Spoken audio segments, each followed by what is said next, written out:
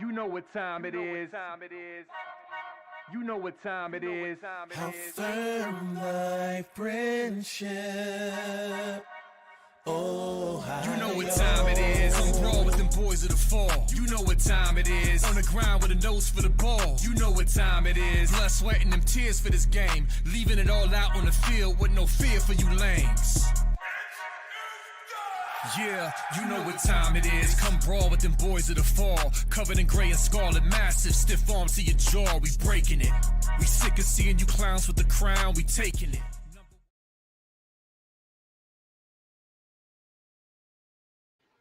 What up, Buckeye Nation? Welcome to the Buckeye Boys, where we talk about college football with real fans.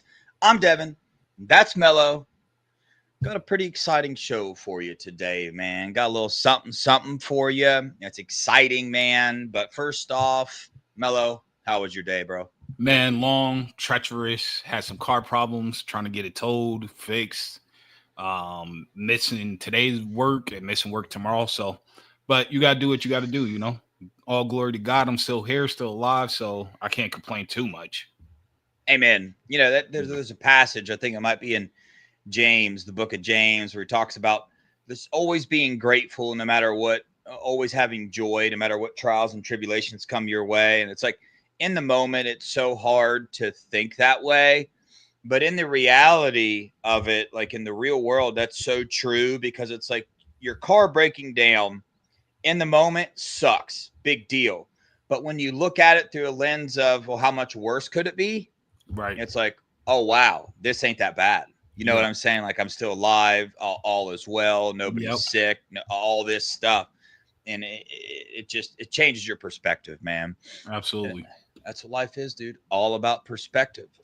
Speaking of perspectives, you can think a couple different things about this team this year and the quarterback battle and all that stuff. And that's what I want to dive into first. But about in the middle of our show, we're going to drop a pretty big nugget for you that got dropped on the Buckeye Scoop message board today, which I'm sure their show, Buckeye Scoop show, coming on after us, will reiterate in greater detail. But it's big time stuff, man. It got me pumped, dude. I told Mello about it. He was stoked too.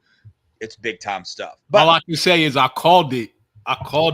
Mello did call it. Yeah, he did, specifically several different times. But let's start off with when Day spoke today. Day had a press conference today, and I'm just going to go over a couple things that I got from it, and then you do the same. Then we'll dive into it a little bit. Okay. But, Day talked about all the quarterbacks being equal, about Keenholz and Julian saying they're neck to neck right now. And a lot of times you can dive into that and try to read into it and think, oh, it's not true. It's true, man. Lincoln Keenholz is right there with Julian Sain right now. And I see a lot of comments going out there saying, no, it's Julian's job. No, it's Julian's job. Well, I hate to tell you, as of right now, they're neck to neck. And that's the reality of the quarterback battle. And we'll dive into that a little bit more. I got this little note written down, man, because I felt like there were a lot of questions that weren't asked in the press conference today by the beat.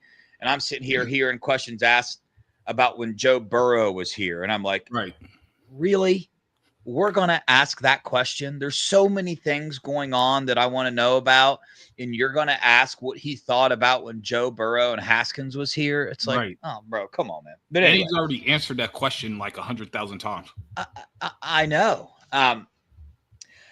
He brought up Austin being a true swing player, starting at guard and tackle, and he's the only one that Day has said as of now as a starter. Austin Saraville's going to be a starter somewhere on the offensive line. Peyton Pierce is thriving because Matty P and his new scheme and his new techniques that he's talking about. And it was cool. He brought that up, said he has a very high football IQ, brought up his wrestling background, pretty much talk about Peyton Pierce being the perfect linebacker. So start to get, when you hear a head coach talked about him like that, we've been talking about him, but when Ryan Day brings it up, it's like, okay, let's start getting serious here. The live reps, Ryan Day talked about being used specifically because we're playing Texas the first game, man. And because of the lack of, experience that these quarterbacks have. They don't get to go out against a Bowling Green or an Ohio University or a smaller school like that to where your talent is just going to win the game. No, this is like an equal talent type of game where experience is going to win the game. So you could tell Day is not, it's not his style. We all know Day loves to protect the quarterback, but he's left with no choice but to go live. He said they're turning in a petition to the NCAA to get 5 more weeks of spring ball. I don't know if he was serious or joking, but I love it. The QB, he said this week could tell a lot in the quarterback battle.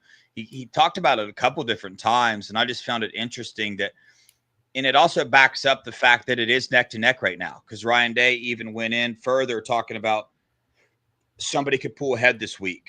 But right now it's neck to neck. And Ryan Day just said overall he feels good about spring ball so far. Not great, but he feels good. And to me, that is normal. Anything you want to add to that or dive into? No, just really, he said about going live. This is the only time the QBs will be live. So he said it was far enough out. He had his fingers crossed a little bit about injuries, but he wasn't overly concerned. But they needed those live bullets because the last time that Lincoln saw live bullets was the Cotton Bowl. What was that, 2 years ago? And Julian barely saw any live bullets, and TSC is just a freshman. So that was interesting to note. And he said TSC is clearly behind because he is a freshman, which tells me a lot that if TSC can learn that playbook and get that down and master it, he might be a serious threat to both these guys as well. I'm surprised no one asked him if he was going to go in the portal for a 4th scholarship QB, which is pretty interesting because that'd be nice to know. So that's all I have to say with Ryan Day. Yeah. I'm trying to look because what I want to dive into now is the Keenholz Julian thing. I'm going to bring up what me and you were talking about before. I'm just trying to see Keenholz's ratings. Okay. When he okay, that's what I thought. Yeah. Okay, so I want to dive into this, man, because I alluded to, Keenholz gonna put up more of a competition than most people think, and that got pushed back pretty hardcore. I get why it did. By me too.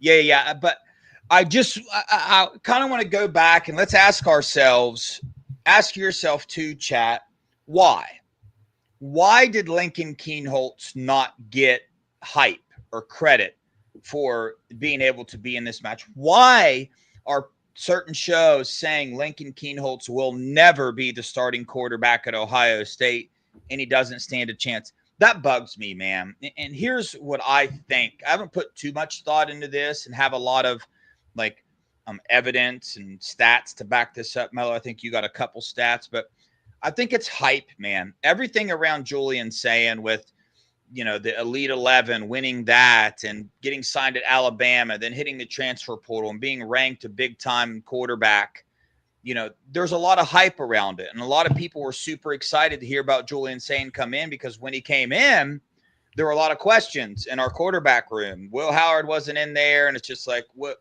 We just watched Kyle McCord. It was a perfect time to bring in a 5-star quarterback because us Ohio State fans are drooling to find an answer at quarterback, and all of a sudden we get a 5-star, number 1 quarterback in the class transfers to our school, and that created an opportunity for a lot of hype to be built around Julian Sain, a lot of excitement from a lot of fans to be built around him.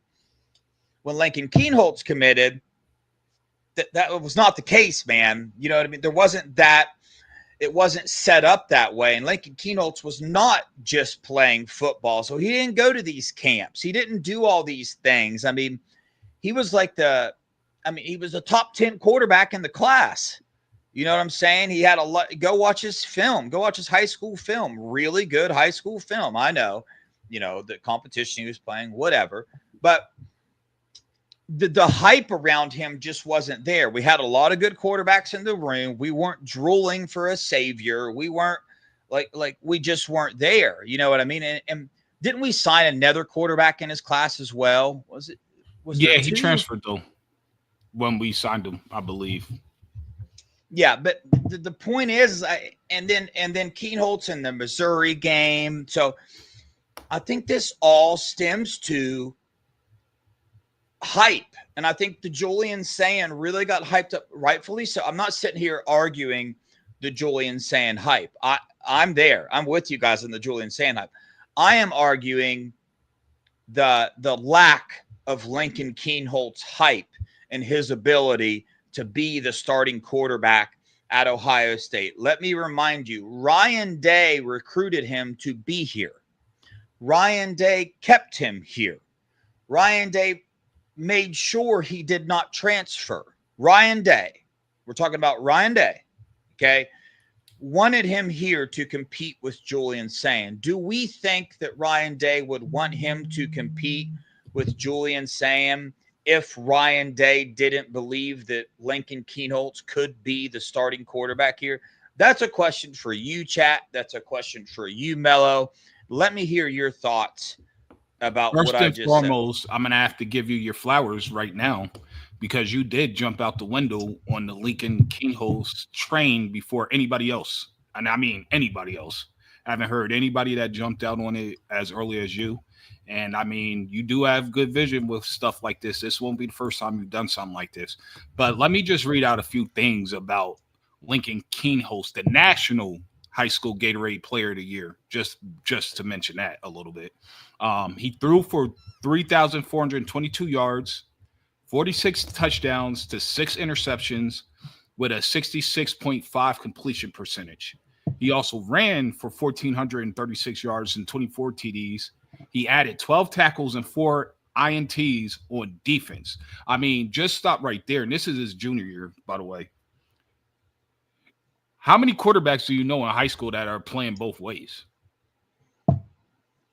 Yeah, I mean, to me, I've never heard of that or seen it. And I went to a small, like, Catholic high school that was a powerhouse in Jersey for football and baseball, and our quarterbacks never went both ways. That much. So it's kind of crazy that he's doing that. Also, this speaks to his athleticism. His junior year in baseball, he batted .472, hit 6 home runs. He pitched. He went 3-0 as a starting pitcher with a 1.24 ERA. He also played basketball. He averaged 20 points, 7.5 rebounds, and 3 assists per game. So what we're talking about here is an elite athlete. He never focused on football. So that's part of the reason why he was getting disrespected. Plus, he's from South Dakota, or as some people like to call West Dakota. But he came from a small state. He dominated every single sport in that small state. It's one thing to dominate one sport, but to dominate 3 different sports, that's just insane. He was a national Gatorade Player of the Year, like we said. And yes, in terms of the hype, I thought Julian was – I personally I feel like TSC has the most potential. I feel like one day is going to be between him and Brady Edmonds, the GOAT quarterback out of Ohio State. That's what I personally believe. But in terms of Julian Sand, if you look at his throwing mechanics and how his releases, that's straight up Aaron Rodgers. He's not as big as Aaron Rodgers, but the mechanically with his throwing motion and everything, that's Aaron Rodgers. So it's hard when you see that and you know who Aaron Rodgers is, right? To be like, all right, he's not going to start. It's kind of like mind-boggling to think that way. But Lincoln, if he puts it all together in terms of just his throwing precision and his athleticism, he's going to be hard to beat out for anybody, to be honest with you. And when you have someone like Coach Mick, who's been around for a long time, since the Florida days, maybe even the Utah days with Urban Meyer, to come in and say that he's an athletic Joe Burrow, that's high praise. Yeah. Don't throw around stuff like that. So we got Joe Burrow versus Aaron Rodgers. Now, personally, to me, after watching all 3 of them and talking to some people that we talked to, I'm confident we could win a natty and run it back with any one of them that is in the room right now. Now, if TSC grasps the playbook inside and out, don't sleep on TSC. I mean, he has that 6'4", 230-pound frame, and we all saw what he did to Bryce Underwood up in Las Vegas, Elite 11. got him scared to not even go to the Elite 11 finals. So he's a legit quarterback. He has a cannon of an arm, and he's huge, and he could run as well. So yeah. So what I'm not doing is downgrading Julian Sayin. Okay, that's what I'm not doing here. I think he's got a bright future here, all that. And I'm not even saying that Julian Sayin is not going to be the starting quarterback. All I'm saying is I think Lincoln is just getting not looked at enough. And here's what I'm saying. If Lincoln Kienholz ends up winning, I can see a lot of people being upset. And I don't understand that. I don't follow that. I don't agree with that. I don't understand that. I see people in the comments, and you could be right. I could be wrong, but I'm just throwing this out there. I see people in the comments saying that Day is really good at making QB battles look close when they're really not, because he wants to keep QBs around and stuff. And I wholeheartedly, I don't believe that's the case right now. I really don't. And it's easy to make that comment. Why? Because I do believe Ryan Day's done that in the past. I know he has. And because of the hype around Julian Sayin versus Lincoln Kienholz, all these things combined make it really easy to believe that statement right there, that Ryan Day is making this closer than what it really is. I don't think that's the case. I also honestly, do not. You know who's making it closer than it really, I mean, making it close as it is, and that's Lincoln Kienholz. Yeah. Lincoln is making it close. And trust me, we've talked to people that's seen it's a legit battle. This is not, he's not just blowing smoke up Buckeye Nation and everybody's behind. He's being serious and legit when he's saying it's neck and neck, because it is. And Troy, you hit the nail on the head here, man. So if we believe Ryan Day is the quarterback guru, and we believe everything we're hearing about Billy Fessler and what a bright young coach he is, and what Will Howard said about him, and you know, all these other quarterbacks, then this is Lincoln's third year. With the tools that Lincoln has, if we know the tools Lincoln has, and we believe that Ryan Day and Billy Fessler are the coaches that they are, you combine those things together, I see a potential starting quarterback that could win a national title in Lincoln Kienholz. That's what I see based off of those two things right there. Not thinking Missouri, not thinking recruiting hype, not all this. You know, I'm just looking at, and all I'm just saying, I think that Lincoln Kienholz, if he wins the starting job, number one, I trust Ryan Day to make that decision. And number two, I would trust Lincoln Kienholz and his skills and ability, right, to get this thing done. You know what I'm saying? So just because Ryan Day did things a certain way in the past with Fields and Stroud and all these other quarterbacks and saying this and saying that, you know, doesn't mean that that is the case now. Could it be? Sure, it could be. We've all seen the film coming out of practice with Lincoln's throws and Julian's throws, and just based off those clips, Lincoln Kienholz can get the dang job done, and it is a very close race. Again, what I think it's going to come down to is decision making. Who can make the routine plays routinely? Who could take care of the ball? Who's not trying to play hero ball? Because that's what did Devin Brown in, to be honest with you. Yeah. So whoever does that more consistently is going to win the job. It really is that close. You're choosing between, as Coach Mick said, athletic Joe Burrow, or you're choosing between a shorter Aaron Rodgers. Yeah. So, each quarterback has their strength, and Lincoln Kienholz stayed, and because he's a competitor and he believes he can be the starting quarterback here, and he has worked his tail off, his butt off, bro. He's in there working just like Julian is, just like Tavian St. Clair is, just like Will Howard did. You know, he's right beside him. So, you know what else, though, is contributing to this? You have some people out there that do similar stuff that we do right now that are saying, like, they're hearing that Lincoln isn't an Ohio State quality QB. I know. I just think you're getting terrible info, because the sources we talk to, Lincoln's been balling, bro. So, like, I know people are putting that out there, but what I'm telling you is they're wrong. Like, straight up, they're wrong, and I could call it out straight up because I know who told us the opposite.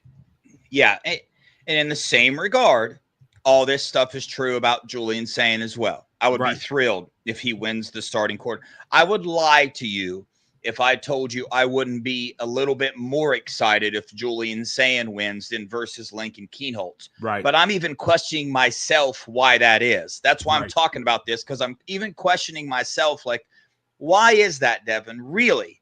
Why is that? What do you know that makes you feel that way? But that's the truth. If Julian wins the job, I would be a little more excited than if Lincoln Keenholz won the job. For sure. But I'm not sure that's a fair thing for me to think personally. I just wanted to hit on that real quick. But ultimately, Ryan Day sounded very comfortable that he believes the starting quarterback is in this room.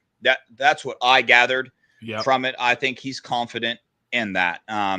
Because Sane is an elite quarterback, and I believe Lincoln Keenholz has the ability to be an elite quarterback as well. The other interesting thing was just the stuff that you kind of already hit on, the live play, because we're playing Texas first, and those things that Day wanted to go off on. Anything else to add about what Ryan Day said? No, that's pretty much it. I see people in the chat talking about 2 QB system. We're not doing that. There's no way I see Coach Day doing that again. You're talking about, this is the thing, and I'm going to repeat this all the time. I don't care if we said it a million times. The reason I think Coach Day is the best coach in college football is because Coach Day will see a problem, recognize the problem, and attempt to solve that problem. Sometimes it works, sometimes it doesn't, but he doesn't make the same mistake twice, usually, typically.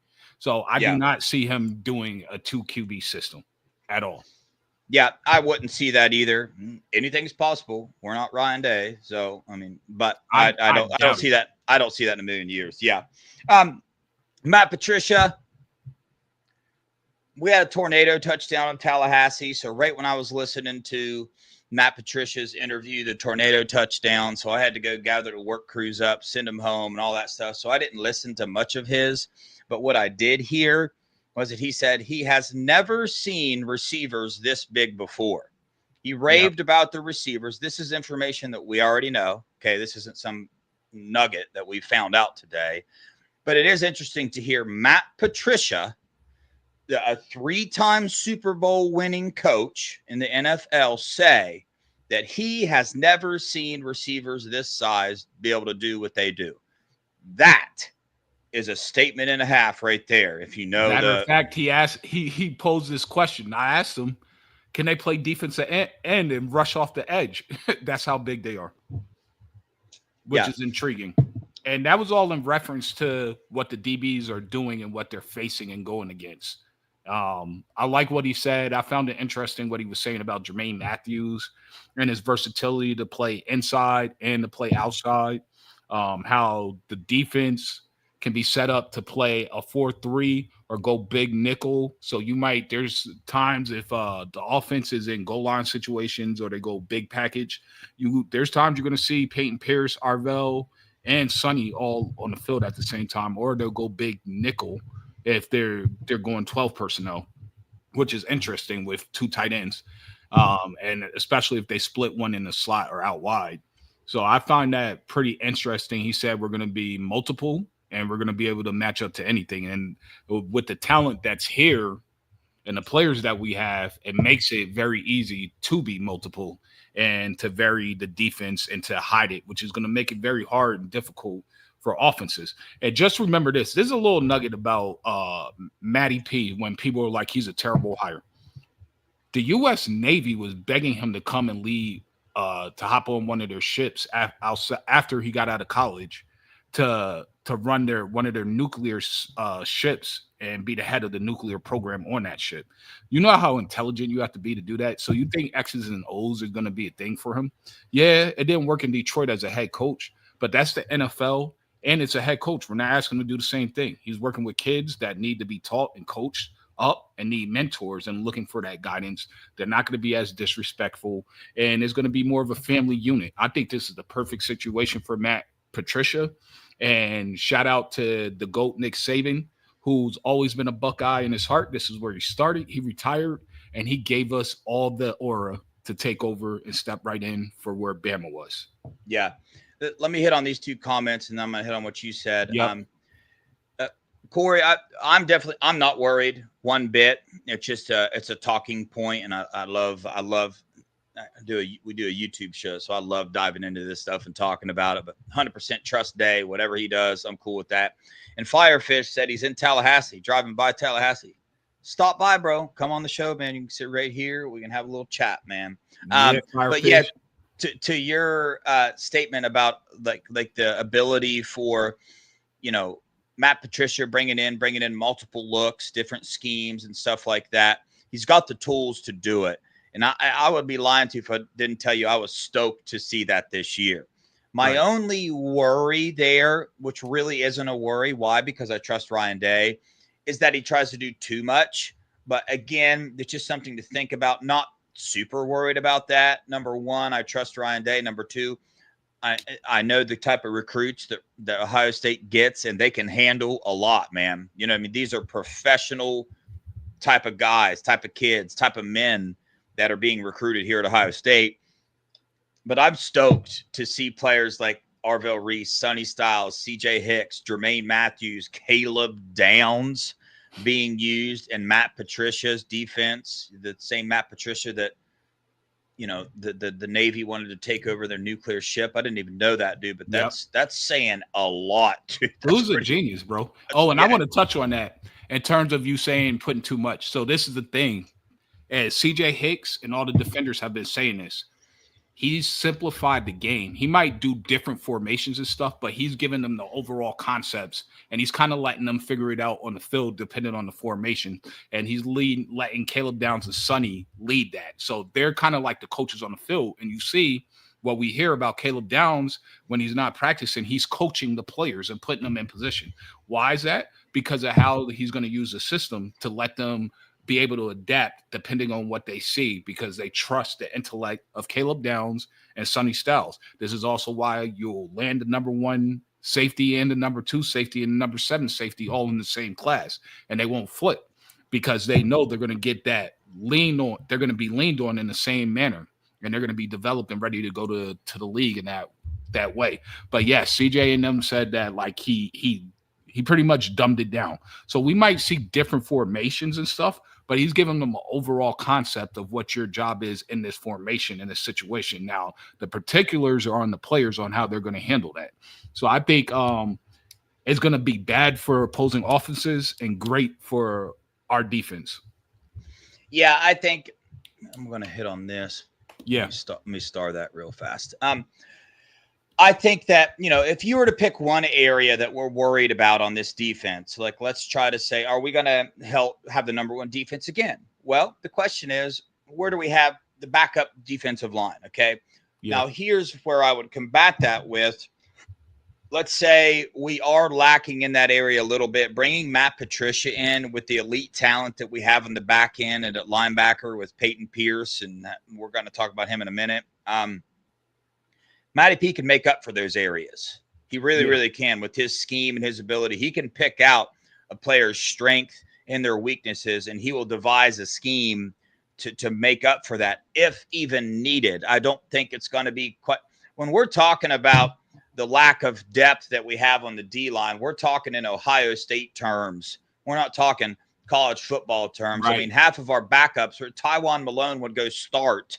And most Big Ten schools right now, Jason Moore on size alone would start on a lot of teams in the country right now. So these are third world issues here that we're talking about. But I totally get it. Ohio State is held to the higher standard. That's why I'm a fan. That's why I love them, whole 9 yards. But I say the whole 9 yards a lot. When I went and listened to my testimony, I think I said the whole 9 yards like 20 times, dude. Man, that's your blankie. Just hold on to the blankie for now. It is what but it you know is. what I'm saying? It's the whole 9 yards, man. You guys know what I'm saying. But this here, I wanted to bring this up. Have we heard anything about Hartline recently? The defense was so good that Hartline, being inexperienced, was trying to scheme to beat the defense instead of getting better concepts. Yeah, Hartline's having his struggles right now. I mean, totally expected. I would not expect anything new. There's gonna be growing pains. Me and Mello were just talking about this before the show. There's going to be growing pains in the Texas game. Yep. they're going to have their own growing pains as well. They had some changes as well happen this year. The coaching staff with players, the whole 9 yards. You know what I'm talking about. But yeah, so there are struggles there. We'll see. Again, it just goes back to, man, I trust what Ryan Day's doing, man. Trust Ryan Day as the head coach and his ability to make this work. Whatever, believe this, the offense is Ryan Day's baby. He will not allow for us to go into Texas unless he is 100% confident. He'll grab the headset himself. You put money on that. If he does not think Brian Hartline is 100% ready to call the plays for Texas, Hartline's not calling the plays. That's Day's number one baby. Can we all agree on that? Do you agree with that? You think Ryan Day is going to let Hartline call the plays if he's 75% sure that he can handle it? Yeah, I Mello, do. what do actually. you think? Oh, you do? I do. Okay. I do. And the reason I do is because Hartline is such an asset to this program, and he doesn't want to be the reason or the excuse for like Hartline feeling like he's being held back. So that's why I say we're going to struggle and we're going to have some growing pains throughout the process, but we're going to lean on our defense early and often. I do believe we're going to have the best defense in America. So that's going to give a little bit of leeway. And I mean, for the Texas game, it just is what it is. Like, that's why I say it's 50-50 right now. And they're losing a lot. We're losing a lot. They have coaching changes. We have coaching changes. Arch Manning is hyped up. Do we know how good Arch Manning is? I don't. He played Louisiana high school football. Not for nothing. That's not the upper echelon of high school football. When he played at Texas, he played against some crappy garbage teams. Let's just be honest. Does he have the potential? Absolutely. He got in the game against Ohio State, got hit in the back by Latham Ransom, and was done. He had concussion. So do we really know how great he is? I think Texas is in the same boat that we are. So I think they're going to allow the growing pains with Hartline. And if he's struggling really bad in the Texas game, I think there'll be people that will help him. But I don't think that they're going to take away his headset. Yeah, I guess it depends on two things. How you perceive me saying he's 100% ready. The way I was saying, I'm not talking about he's not going to make mistakes. No, Ryan Day is going to allow Brian Hartline to make mistakes. I'm talking about the obvious stuff, like if he can tell Brian Hartline's jumbled and can't communicate in the headset clear enough, he's not going to allow it to happen, in my opinion. And here's why, because I think that Brian Hartline puts his baby, the offense, above how important Hartline is to this program. And that's difference of opinion there. You might think that he puts Brian Hartline's importance to the program over how much he values the offense. So, yeah, there's several different ways you go, but you're 100% correct. There's going to be growing pains. Ryan Day will allow those growing pains to happen. I'm totally in agreement with you there. I'm probably more sure of than anything than both of our predictions in terms of this. I'm more sure that they might do way more scrimmaging than they normally did. I mean, the season's about to end, but once fall season comes in, I think they're going to do way more scrimmaging than they normally do, and they're going to have him on the headset all the time. I think even between now and fall camp, he's going to be on the headset, and they're going to be having him diagnose plays and calling it through the headset, maybe on the whiteboard, drawing it up to the point where they're going to make him comfortable. He's going to have no choice. Like, he's going to be locked in working double the time that he normally would do, which also feeds into the nugget you're going to drop later on. That's going to allow him to work double the time than he normally does because he won't have to be doing certain other things. Yeah, and 100%. We're seeing that right now. We're seeing that across the whole team. Not only is Brian Hartline inexperienced, but the quarterbacks are some of the players.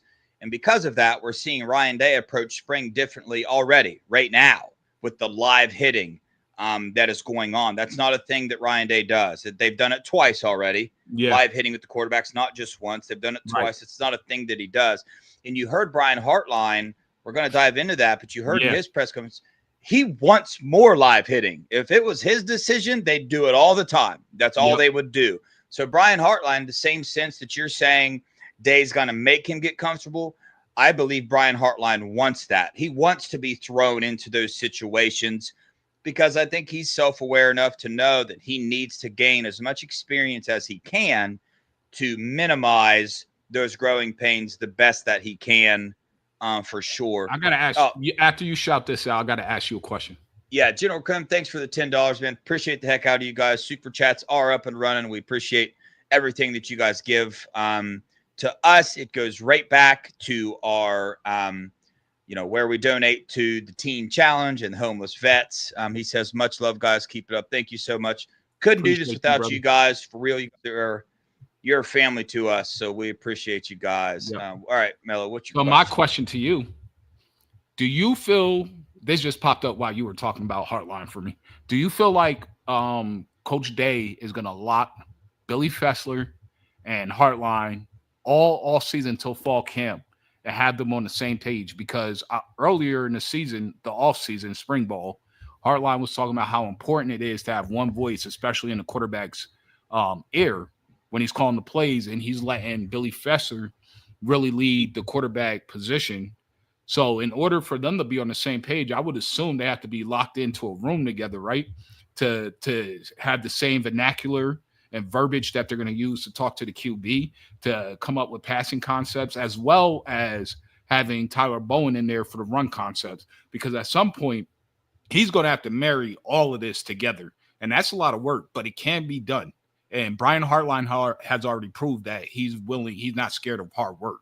So my question to you, does Day lock those three guys, Billy Fessler, Tyler Bowen, and B. Hartline, in a room from now until spring ball, and himself in there periodically overseeing it to where they're all on the exact same page before fall camp? Yeah, I mean, number one, we already know that's what is going on currently right now. Like, we know that. And number two, you can see the product of that just from press conferences. You hear when Brian Hartline gets asked about the quarterbacks, the first thing he brings up is Billy Fessler. When Tyler Bowen gets asked about the running game, first person he brings up, Brian Hartline. Like, you hear just based off of these coaches' responses in their press conferences that is 100% pressing that issue that you're talking about very hard right now, just in their responses to questions. I mean, I've heard Brian Hartline bring up Billy Fessler multiple times and say multiple times, that's Billy Fessler's job. I just have to be on the same page that he is. He is in charge of the quarterbacks. I need to make sure I understand what he is teaching the quarterbacks so I can teach the same thing. The same thing with Tyler. He said the same stuff about Tyler Bowen in the run game. I need to make sure I am teaching the same things that Tyler Bowen once taught in the run game. So that's currently going on, and that's a big thing that I believe Ryan Day is pressing, and you can see the results of that already. Next, we'll bring up Brian Hartline, but before we do that, I'm going to drop this little nugget. You've probably already heard of it. This is the little nugget I got. I'm going to bring it up before Hartline because it's going to allow Hartline a little more time to work through this stuff. Shout out Buckeyes. Yeah, shout out Buckeye Scoop, their message board over there. They got an insider that dropped a little nugget today. Kirk and Nevada hinted at it in their last show that they were maybe going to talk about it, but they wanted to wait and see. This is not a done deal or anything. That's not what I'm reporting. And go hit up Buckeye Scoop after this. They got way more details. The only thing I'm going to say is what I read on their message board. And what I read on their message board is that, Chris Carter has been walking around the Woody here recently, walking around like he's a coach in the program. With that, I don't know what that means, whether it's what he's wearing or just the confidence he's walking around, but he's been seen in the building a little bit more, and it's starting to cause a little rumor floating around that he's about to be added to the staff, which will allow Brian Hartline some more freedom. Dude, I would be stoked. Well, and let's shout out Mello as well, because he literally brought this up months ago and wanting this to happen when we were talking about who's going to be before we even knew Brian Hartline was the offensive coordinator. Yeah. When we would bring that up, Mello was like, well, we need to bring in a Chris Carter, to help to take over the receivers coach. So, and this is the reason I said that. It all makes sense, right? One, Brian Hartline is the best wide receiver coach in America. Everyone knows that. We knew he was going to get promoted to OC. I don't think it was really like any doubt in that, to be honest with you, because he's looking to move up and grow, and you don't want to lose that guy. So he was staying. He was getting promoted. That was a done deal. Everybody kind of could know that. But my thing with Chris Carter, where's he from? South Florida. Where we get most of our wide receivers, South Florida. Where are the best wide receivers in the country? South Florida. Who's an elite wide receiver that people respect and these youth still know? Chris Carter. Where did he go to college? Ohio State. So it made sense to bring him on. And shout out to Chris Carter, because when I went to the national championship game, the pre-festivities, I got to talk to him and take a picture with him. And he flat out told me he watches Buckeye Scoop every day. So all you haters out there at Buckeye Scoop, Chris Carter, one of the greatest wide receivers of all time, told me flat out on everything that he watches Buckeye Scoop every single day. He loves what they do. He loves what they're about.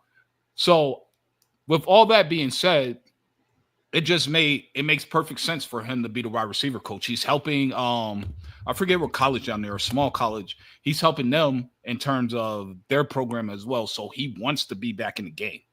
A lot of these guys want to be back in the game, and they want Ohio State to be at the top of the game as well. So it's going to be a phenomenal hire, and I can't wait. Like, I'm stoked beyond belief. Yeah, and you brought up a lot of good points. The main thing people would freak out about is, oh my God, Brian Hartline's such a good recruiter. Now, we don't know what capacity. We don't know, number one, if this is true. We don't know at what capacity it would be, whether he would be just a GA or whatever it is. But if he did get hired as a wide receivers coach, all those facts Mello just brought up, I think would roll right into the recruiting thing, and we would not miss a beat there. Nope. At all. Yo, Johnny's shouting us out. What's up, Shout Johnny? out Johnny O. Go check out Johnny O's show. He has a pretty good show. It's fun. Yeah, if you can handle it, go check it out. Yeah. It gets oh boy, it gets a little crazy over there. It does, man. Mello went on the show the other day, and I was in the chat, man, supported the channel a little bit, and boy, it was hard for me not to comment to a lot of stuff. But anyway, that's what it is, man. Okay, on the Heartline, man. I'm sure Buckeye Scoop has a lot more intel on. I know they do. Yeah. Talk to Kirk, so I know they do. So go watch them after this, and you'll get some more intel on that. That's where this came from. Shout out them. I mean, they're on a heater, dude. So if they put this out there as a maybe, my guess is it's probably happening. Heartline, here's what I got from him. He feels fine with the quarterbacks. Again, he brought up Billy Fessler, Ryan Day, and he feels fine with where they're at right now. He's really encouraged with the young guys, these receivers. I know that's a comfortable thing to say at the high clip that he recruits, but it's not just Quincy Porter, man. It's who's the other? Philip Desi? No, Desi, but the other one.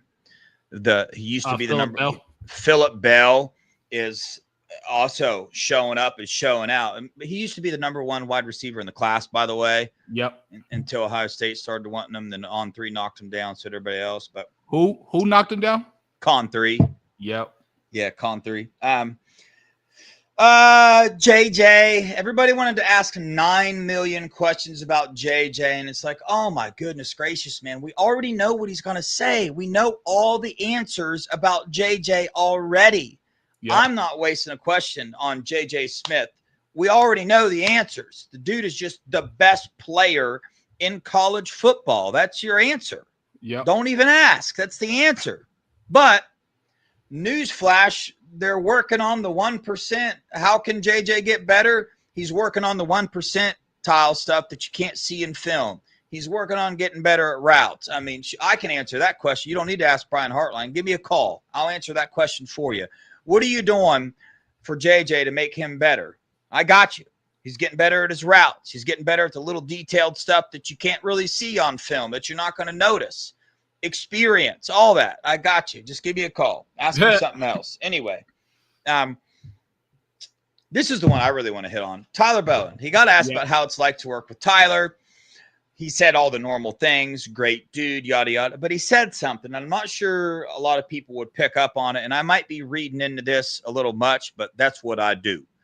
He said that he is, in terms of Tyler Bowen connecting to the recruits, he said he's not surprised because of the amount of time that Tyler Bowen puts into recruiting. Now, we know from our last offensive line coach that really wasn't his favorite thing to do. And tell me, chat, if you really don't like doing something, are you going to put a lot of time into it? No. I mean, even if it's your job at work and you don't like doing it, if you're just honest with yourself, you're going to put in the bare minimum amount of time, maybe a little more, but probably not. Tyler Bowen, the fact that Brian Hartline brought this up, you wonder why he's recruiting at the clip that he is and always has. The amount of time that he puts in to reaching out to these recruits, to talking to these recruits when they come in. We know this for a fact because we talked to the recruits themselves. But now we just got, again, Brian Hartline bringing up the amount of time that Tyler Bowen puts into the recruiting and to teaching these players on the field. Again, A+ hire by Ryan Day, bringing in somebody that their first priority is these players, not what they look like, not their money, not what can I get out of this? No, dude, this dude puts the time in to get to know these players and recruits and to pull them to the side and practice and actually talk to them like human beings. So grand slam hire. A couple other things from Hartline. JJ's expanding his route tree, if you didn't know. I got a nugget for you. JJ's expanding his route tree. Anyway. Brian Hartline brought up the QB's live thing again. He said it was up to him. They'd be doing it a lot more. He said his vote is let's go live all the time. Quincy Porter, another interesting thing. He really didn't have much to say as to why Quincy Porter got his black stripe removed because he said he wasn't in on that decision. So that is a little nugget for you guys to know. He said the main reason he got his black stripe removed is because the team pushed for it. The leadership committee, all the players, with what he was doing in practice that day and what he's been doing, he got his black stripe removed. And Ryan Day also talked about Quincy Porter and said that if he keeps up what he's doing, he's going to see a lot of playing time this year. Another freshman receiver that's going to see a lot of playing time this year. Up to Quincy Porter, J.J. Smith, Carnell Tate, Brandon Ennis, Mylan Graham, Bryson Rogers. And I'll just call it. Let me just, Bryson Rogers. But I'm just going to say that Mylan Graham's going to be the number 4 receiver. That's all I got on Brian Hartline. Do you got anything? Let me hear it. Talk about it. No, I'm just going to hit up this last thing about the freshmen playing. I think it's actually smart. They need to play. First off, we need to rotate. We have too many wide receivers in that room that are too legit, that all need to be on the field. We need to lower the snap counts, keep them fresh for the playoff push, rotate. Second, what that does is we're going to go from Carnell Tate, got a lot of playing time his freshman year. Optimus Prime, best receiver in college football his freshman year. Quincy Porter is going to get some playing time this year. And guess who's coming next year? The big fish, the second big fish, because Optimus is the biggest fish you can get. Chris Henry Jr. is going to get a lot of playing time next year. And Caden Dixon Wyatt. Because I think we lead for him right now, to be honest with you. If we want him, we're going to close down on him. So I think it's the way to go. You have to rotate at every position. If you can rotate at the O-line and win a national championship, you can rotate everywhere outside of quarterback. That's just my opinion on it. And I think that's the smart thing to do in terms of how long the season is and how violent of a game it is. You need to rotate and you need to give those young kids experience because you never know. They're one injury or one play away from having to be the full-time starter. So it's time to rotate across the board. Coach Day said that's what we're going to do, and I believe him. I think he realized that and learned something last year. Yeah, I feel like we have the same conversation every year about the amount of rotation that needs to happen, especially in the wide receiver room. I mean, last year I would have liked to see more of Brandon Ennis, more of Bryson Rogers, maybe some Mylan Graham. We didn't see it. But I'll say this year does seem a little different because somebody put in the chat, Taco, shout out Taco, will only rotate if there is zero drop off from the starting three. I believe that's a true statement. And I believe that this year we legit have like 5 or 6 that there will be no drop off. I mean, JJ Smith, there's always going to be a drop off, but I'm talking about, Carnell Tate versus Quincy Porter. Quincy Porter is that dude, man. Ryan Day said it, not me. Ryan Day said it. And then Brandon Ennis to Mylan Graham. Mylan Graham's that dude. Go watch the clips. Go watch the clips of him in practice. When I watched him catch that ball and take off, I'm like, dude, that dude is fast, bro. Yeah, man. I'm telling you. Mylan Graham is in high school. Fast. Yeah, go watch it, dude. I mean, he is fast. So, yeah, and then you got Bryson Rogers as well, who had a lot more playing time last year than what we even thought. So he was already there. He's already on the field with Carnell Tate, Emeka Ibuka, and Jeremiah Smith. Brian Hartline didn't see a drop-off last year. He got on the field in big-time snaps. So you got 6 receivers. You got 4 for sure that we know have already played, been on the field, and are already trusted. And then you ask yourself, okay, what about Quincy Porter? Well, you just heard Ryan Day today. As long as he keeps up what he's doing, and if he got recruited by Ohio State, he's the kind of dude that is not only going to keep up what he's doing, but he's going to get better. And then Mylan Graham, the same thing's going on, dude. He keeps getting talked about, man. People are already talking about he's the number 4 receiver right now. Yeah, and if you saw the interview with G. Scott Sr., the last thing he said when he went off the air was, watch out for that number 5. He is special. That's a dude right there. Number 5 on the offense, that's a dude. Who's number 5? Mylan Graham. Yeah. So good stuff, man. A lot of things to be excited about. We're huge Ohio State fans. We're a channel that loves to talk about a lot of positivity. We're not big on the negative stuff. There really isn't that much negative stuff to talk about right now. Sure, we could dive into our fears on the defensive line, and I think that's it. Yeah, it's about and maybe fears of Brian Hartline being the offensive coordinator, but that just doesn't do any good. And I just trust Ryan Day and the brand of Ohio State, man. I really, really do. And there is going to be growing pains. I accept there's not going to be a perfect team. There's going to be growing pains. And I trust Ryan Day. I trust his coaching staff. Final thing I want to hit on, a couple little recruiting tidbits. And I'll say, first off, that recruiting these days, man, dude, at the drop of a dime, everything can change. But I'll just tell you, I got a pretty high confidence level. I'm gonna say 4 players' names right now that I really like to be Buckeyes. Favor Aki, running back out of Ohio. He's a dude. Braylon Womack, everybody already knows why we think he's going to be a Buckeye. Perfect. Here's the other ones, man, that are just like, wow. Evan Goodwin, offensive tackle, and Champ Smith, another one. We've been talking about Champ Smith, but Coach Fry really had him locked down. Then Fry left, obviously. Well, when he came for his official visit, that the steam got picked back up there. Bowen is an elite recruiter, so keep an eye on those 4. I'm not saying like they're locks or anything. One of them is, but the other one, just keep an eye out for hopefully some commitments here sooner than later.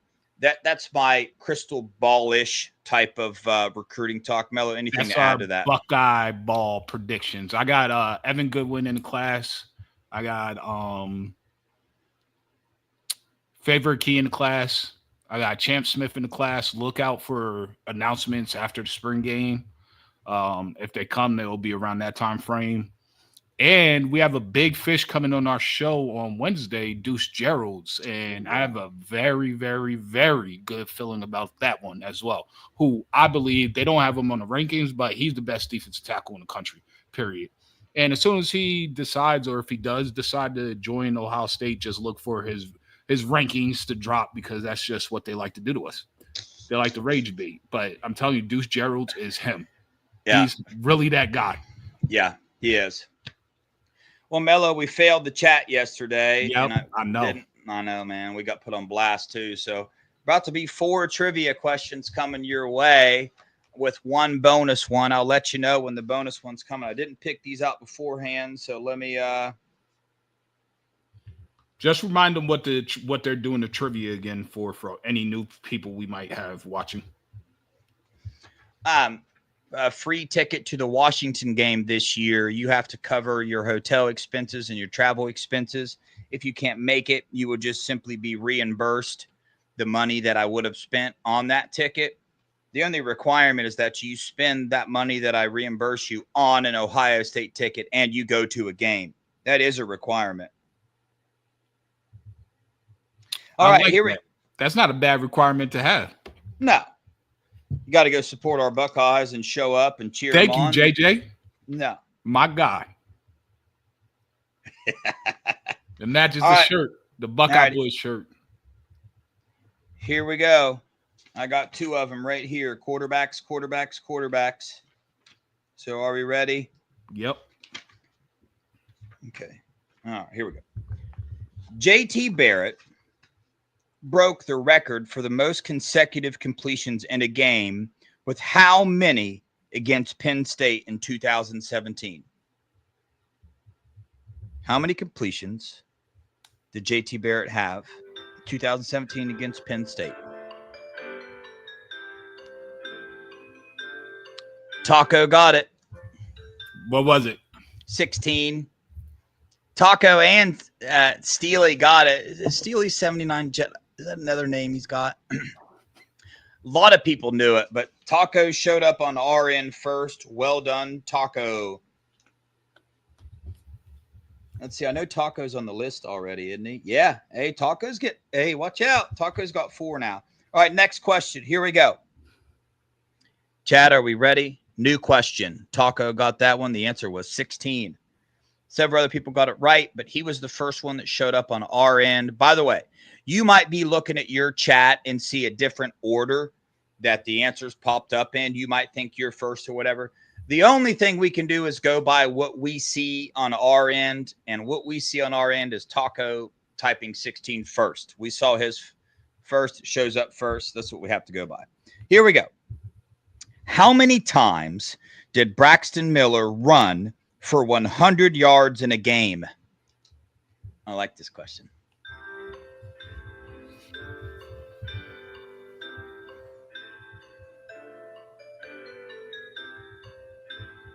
No, Taco missed that one. Holy crap, dude. They all came in so fast.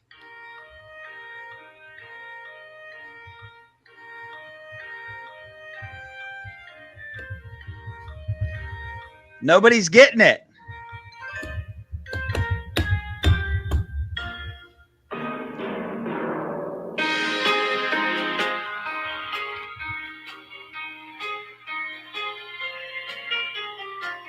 Dude, oh man, so close, dude. So close. 15 seconds left. Bucks Forever. He got it? Yeah, if that was his first guess. Bucks Forever, was that your first guess? It wasn't, man. He guessed twice, dude. Nah, we got to shut that one down. All right, new question. All right, here we go.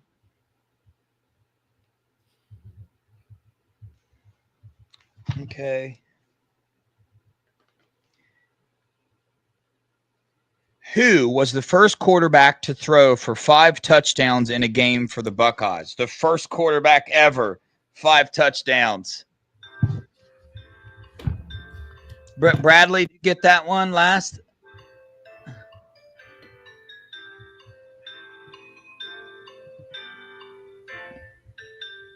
No.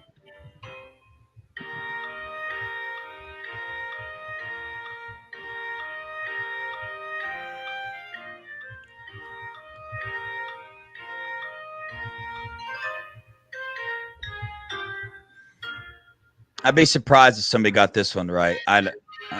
Is it a tough one? Yeah, I've never even heard of this dude.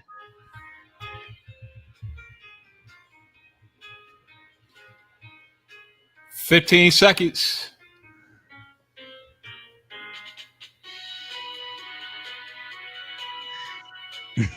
Richie's just laughing.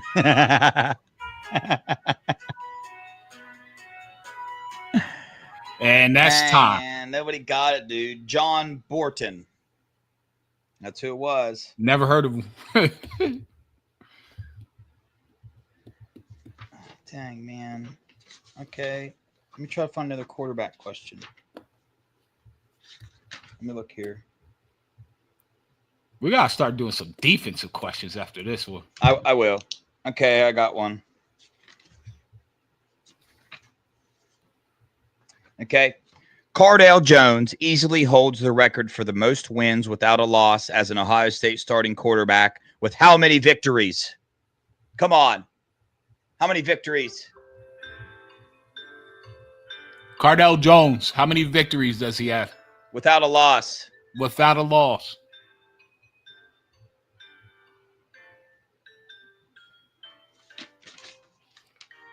Got 17, 14, 23. John got it. 11. Yep.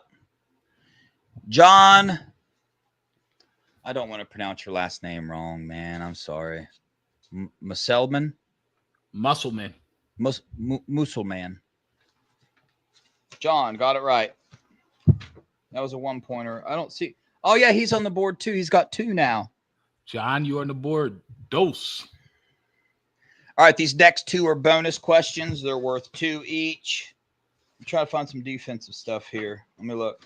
Defense or special teams? Let me look. Yeah. These are 2 bonus questions.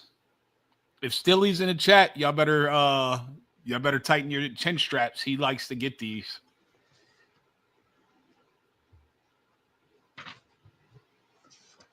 Okay.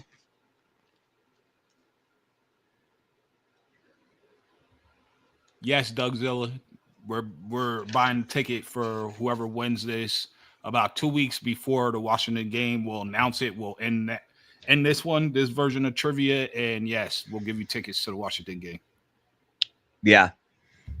Troy said a new car. Yeah, I got you. Yeah. I got a new car from Toys R Us. Yeah. Who sits atop the Ohio State record book for career pass breakups? Who has the record for most career pass breakups?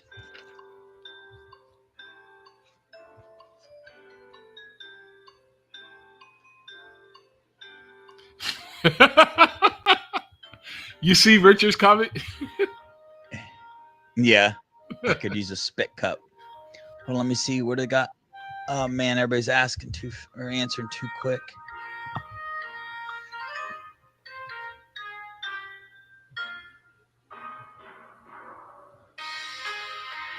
Meadows got it.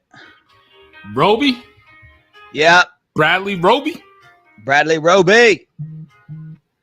Nicely done, Meadows. That's 2 points for Meadows. Yep.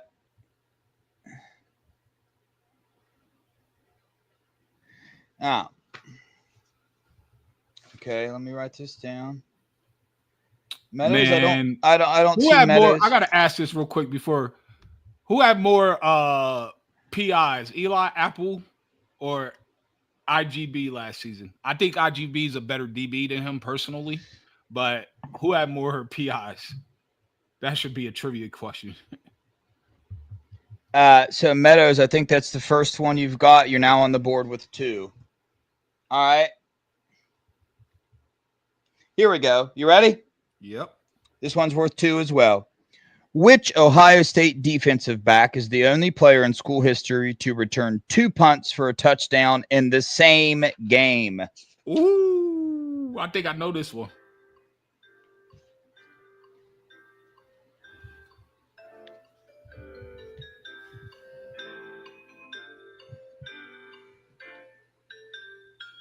No, it's not Gamble.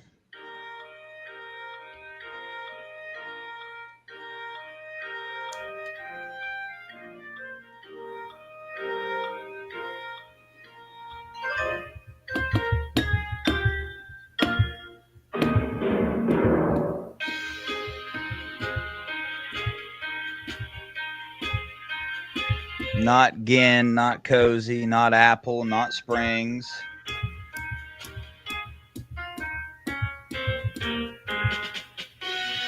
Dang, nobody's going to get this one either.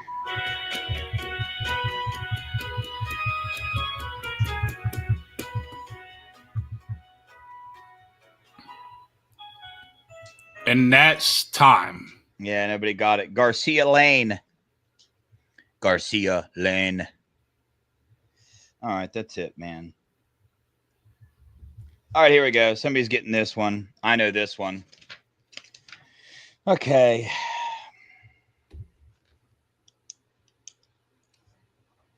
Who was Ohio State's first team All-American as a defensive back? First team All-American as a defensive back.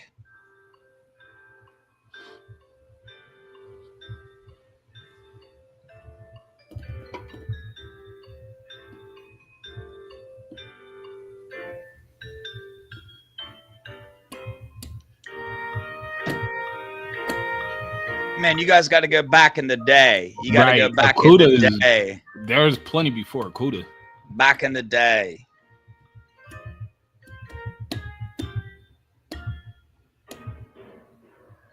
I mean, somebody at least cheat and use Google or something, man. You're not supposed to tell them to cheat. We don't reside in double A's. No, not Tatum. That one guy. Troy got it. That one guy. Troy got it. No, he didn't get it. I'm just joking, bro. He didn't get it. He just said. He did it? No, he said that one guy. Oh. Nobody got that one either. It's Arnie. Give him an easier one. Who was it? I thought that was. Who was it? Arnie. Chonko. All right. Give him an easier one. Somebody's going to guess this one right, at least. This one isn't that easy. I doubt anybody's going to know it. Oh, no, that's a trick question. I'm not going to answer that. Okay. Oh, man, dude. These are all pretty hard, dude. While he's looking, I just want to say it's awesome to be a Buckeye. Who has it better than us? I mean, we win, and then we win, and then we win, and then we win, and then we win. Like, we don't have any driving incidents. We don't drive through houses. We don't go out and murder people. We're not out drunk. Somebody's going to guess this one right. Who was Ohio State's second winner of the Jim Thorpe Award?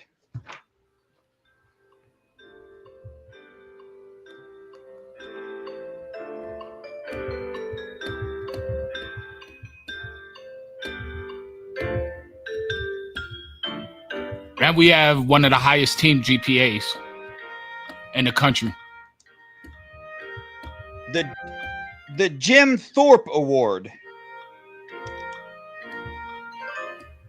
Someone put Marvin? John got it again. John's up there, so he got 3 points today. He got 4. Those were both bonus questions. Oh, both the ones he answered? Oh, wow. He's on Stilly's Hills right now. Malcolm Jenkins. Oh, no. Yeah. No, one of the ones, John, was just in the regular one, but he already had one, so he has 4 points now. Dudon Man was close. He said Kyle McCord. Yeah, the way he was throwing interceptions. Nice, John. All right. Steely's got 8. The Natural has 3. Russ has 2. Taco has 4. Blitz has 2. John has 4 now. Meadows has 2. Everybody else has 1. Uncle Bubba 1. Craig 1. Troy 1. Max 77 1. Got the little Max 77, huh? Yeah, that Mack truck. He must be in a gang. Oh, that's not a gun? Nah, he's the Mack truck. We about to put him in the backfield, baby. He's RB3 next season. All right, everybody. We appreciate you for tuning in. We try our best around here. Deuce Gerald's coming on Wednesday. Tuesday. Look, Sean thinks he's losing points now. I can't. This guy here, man. Come on, Sean, you got 4 points, homeboy. Yeah, you're right on Stilly's Hills. Like, what are we talking about? Everybody knows Stilly's been killing this. But yeah, we appreciate you guys. Hold up. Before you go on your tangent, I got to point this out. Yeah. What'd you say? How'd you say? Muscle Man? Muscle Man. Yeah. Flex on him. All right. Go check out Scoop. I'm going to be going there right now to hear about this. Hopefully the Chris Carter stuff's just a done deal already, but we'll find out. But hey, we appreciate you guys. Share this feed on your X if you could for us, your Instagram, Facebook, the whole 9 yards. Tell a friend about it. Don't forget about Super Chats. Don't forget you can become a member just because you want to support us. You get nothing special for it. No secret videos or anything like that yet. We're getting there. We'll get there one day. But we appreciate you guys. Tune in tomorrow at 8:45, Wednesday 8:45, Thursday, big time show TG and Sean are doing. You're going to want to tune in for that one. It's going to be a very lit interview with somebody very well known in Buckeye Nation. It's going to be exciting. So, Mello, any final words? Thank you for joining in. Go ahead and shoot over the Scoop if you want the all the real information, the deep cuts on the Chris Carter situation. I suggest going over there because they're gonna have it. Yep. Y'all stay blessed. On that note, we love you guys. We appreciate you guys. Go Buckeyes. OH. IO.